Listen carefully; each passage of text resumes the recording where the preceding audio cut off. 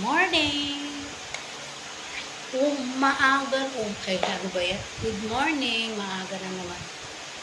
Umaga na naman, ayun.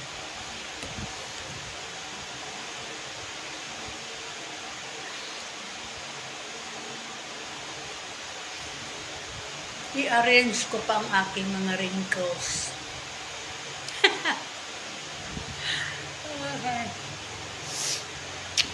Mag-start na naman tayo sa ating mga trabaho sa mundo.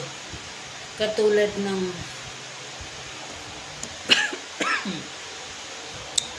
hugas plato, laba, magwalis, magluto. Pero tapos na kami mag-almusal. Hugas para naman sa mamaya. Okay, see you.